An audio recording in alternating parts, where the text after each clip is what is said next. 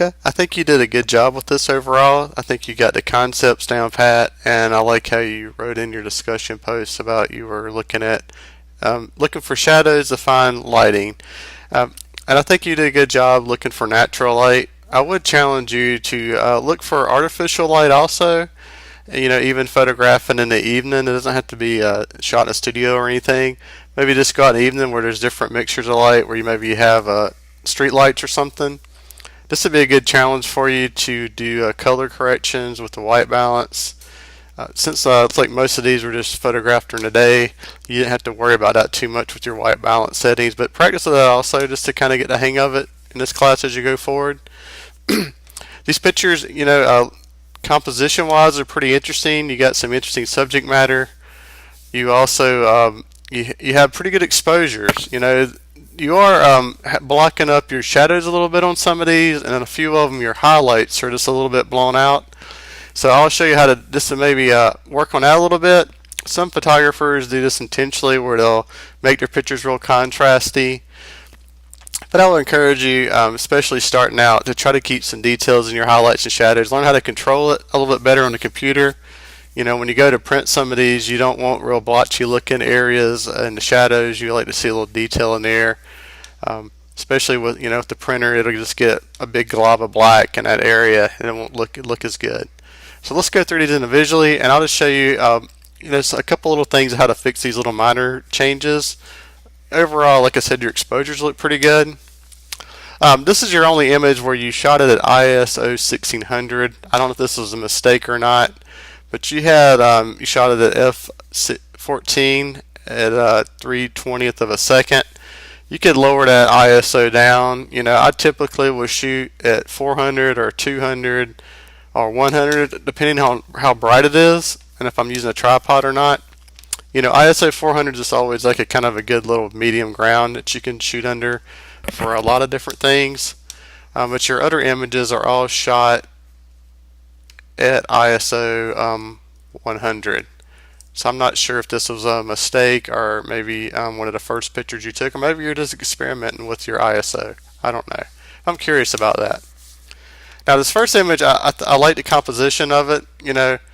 This one is fairly centered, but it has what we call a vanishing point, and these are receding lines that pulls you into your subject matter. So if you have a subject inside these receding lines, this could be like a building, it could be like railroad tracks, but it's going to draw attention to wherever these pointers go.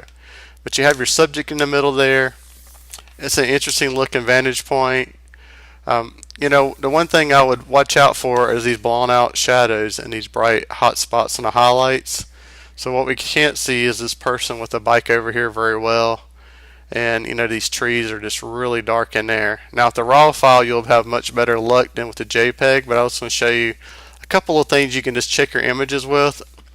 There's a little button up here that's going to show you shadow clipping and highlight clipping. You can click on these, or you can just hover over them, and it shows you what areas do not have any detail in it.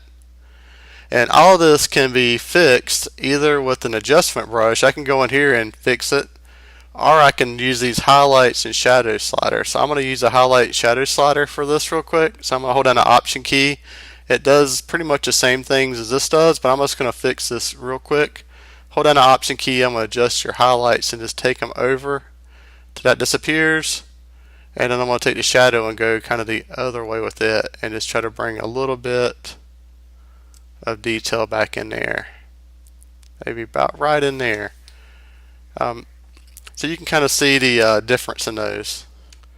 And if you want to see the before and after, I'm going to click on the Y button, and it'll allow me to see what I did to the image. So here's the original image. Here's the image where I adjusted the highlights and shadows, and you can see there's a little bit more detail in their clothes, and this guy over here comes out a little bit better, and there's a little bit more separation in the trees. Okay, let's go to the next one. I like this image too. It's very symmetrical like the last picture, but it'd be nice if I could see just a little bit more detail into this tree. We have this area. You can see if I click on hover over with the mouse, if I look at my histogram, this is black and this is white. I can just adjust my shadows and drag them over this way a little bit, and maybe just reveal a little bit underneath there. I think that makes it a little bit more interesting. It's still got shadow area, which is a little bit more detailed, and up here is where it's a little bright. I can either use my highlight slider, and I can kind of fix that too if I wanted to. So again, just do kind of before and after, and you'll see the difference I'm talking about. And this is still, maybe this is it's really the photographer, what they're trying to show. But to me, I like seeing a little bit more detail in these shadows areas. Let's go to the next one.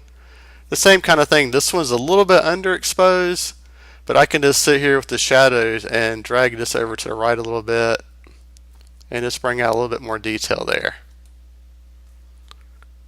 This is an image I would just go ahead and adjust the exposure just a little bit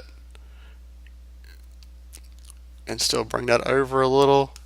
If this area is a little too bright, I can look at my option key. There is detail in it, but I can still darken it down just a little bit. And I'll look at I'll press the Y key. You can see before and after. Just a little bit of minor improvements. This is another interesting image, and what I really like about a lot of these is your detail with texture. I like how the side lighting in this, where the light comes through, is where it brings out the texture, in the buildings here in the street. So that's what I really like about this picture. But it bringing out a little bit more shadow detail helps it just a little bit. I'll check the highlights again, slide that just a little bit over to the left. Just making some minor little improvements in there. This image looks pretty good too.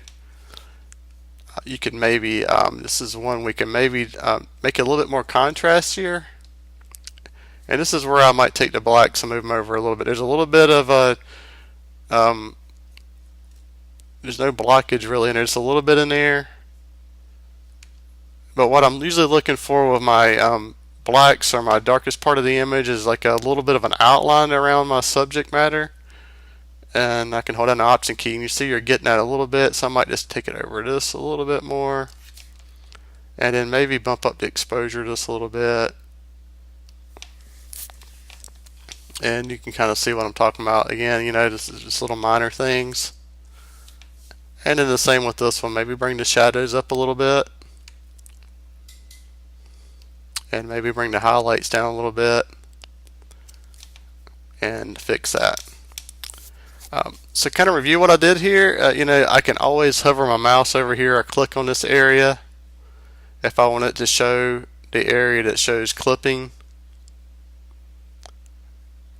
And then if you want to fix that, you can do so with the shadows. Now this picture, I'd have to really work on it. I'd probably have to adjust the exposure just a little bit to try to get that fixed. Just maybe adjust the blacks a little bit. And this is where it would probably help to go back into the raw file. This area over here is so underexposed. I would probably need the original raw file to fix that. The most important thing though to remember is your main subject is going to have detail in it, and the highlights and shadows. And then over, these little areas, some of these are still blocked up a little bit, but I would just try to show some separation in your background, especially around the darkest areas. But I hope this helped out a little bit. Overall, I think you did a great job, especially capturing texture with your lighting. I think those look really neat. I think you did a good job with those. Just paying attention to this a little bit with your highlights and shadows. This is little minor things, and what I normally do is I usually, like I said, I'll hover over here or I'll hold down the option key. When you have the raw file, you're going to have a lot more flexibility than with a JPEG. But I think you did a good job with these. I think these are some neat pictures with architecture and people.